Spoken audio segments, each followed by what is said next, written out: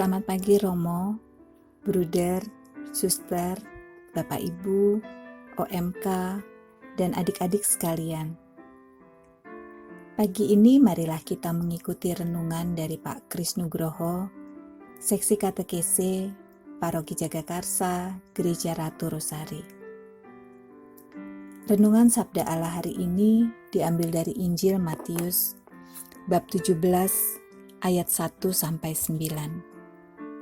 Bersama Yesus menuju kemuliaan hidup. Pada saat-saat tertentu, kita sebagai anggota sebuah keluarga pasti pernah merasakan sukacita atau kebahagiaan bersama orang tua, kakak, adik, istri, suami, atau anak-anak kita. Dan dalam hati kecil kita berharap agar saat-saat membahagiakan seperti itu tidak sampai berlalu dan selalu berada dalam keadaan demikian sepanjang hidup kita.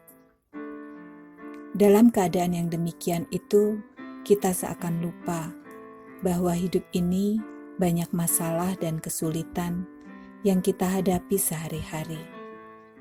Kita terkadang terlena dengan kenikmatan dan kesenangan yang dapat kita rasakan di dunia ini. Suasana sukacita itu tentu tidak lepas dari usaha bersama untuk mewujudkannya dengan saling mengasihi dan melayani. Tujuan hidup kita bukan kesenangan di dunia ini, tetapi kemuliaan di surga.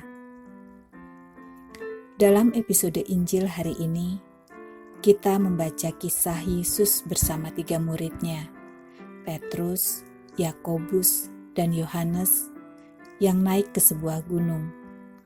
Konon nama gunung itu Gunung Tabor. Di sana Yesus memperlihatkan kemuliaannya.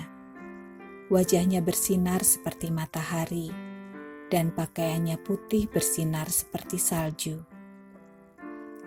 Ketiga murid Yesus itu melihat Yesus berbicara dengan Elia dan Musa, yang membuat mereka merasa bahagia di tempat itu. Lalu Petrus menawarkan kepada Yesus untuk mendirikan 3 kemah, masing-masing untuk Yesus, Musa, dan Elia. Tiba-tiba awan menaungi Yesus, Elia, dan Musa, dan terdengar suara dari langit. Inilah anakku yang telah kukasihi. Dengarkanlah dia. Ketika Yesus dengan ketiga murid itu turun, ia berpesan agar mereka tidak mengatakan apapun tentang peristiwa itu kepada siapapun sebelum Anak Manusia dibangkitkan dari antara orang mati.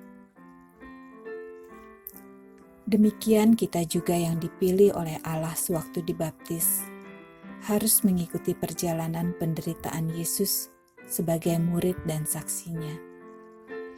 Untuk mencapai kemuliaan hidup kekal, kita harus mau menghadapi segala penderitaan di dunia ini dengan berserah diri dan berpasrah kepada Bapa agar kita dikuatkan.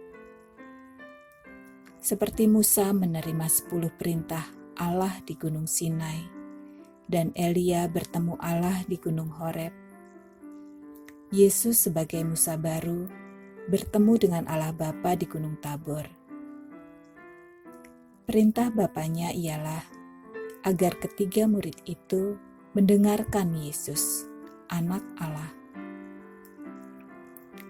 Merenungkan pengalaman Petrus, Yakobus, dan Yohanes menyaksikan kemuliaan Yesus di Gunung Tabor, hendaknya mendorong kita untuk lebih bertekun dalam menjalankan tugas perutusan kita di dunia ini, melalui panggilan hidup kita masing-masing. Kata-kata Allah Bapa, dengarkanlah dia, memberi sinyal kepada Petrus, Yakobus, dan Yohanes untuk selalu mendengarkan setiap perintah dan ajaran Yesus serta melakukannya.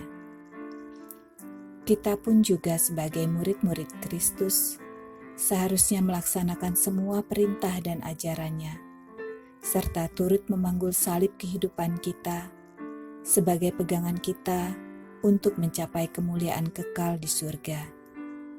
Karena Yesus pernah berkata, "Setiap orang yang mau mengikut aku, ia harus menyangkal dirinya, memikul salibnya setiap hari, dan mengikut aku." Lukas bab 9 ayat 23. Demikian renungan dari Pak Kris. Semoga kita dapat menanggapinya dengan melaksanakan firman Tuhan dalam hidup kita sehari-hari. Selamat beraktivitas. Tuhan Yesus selalu memberkati.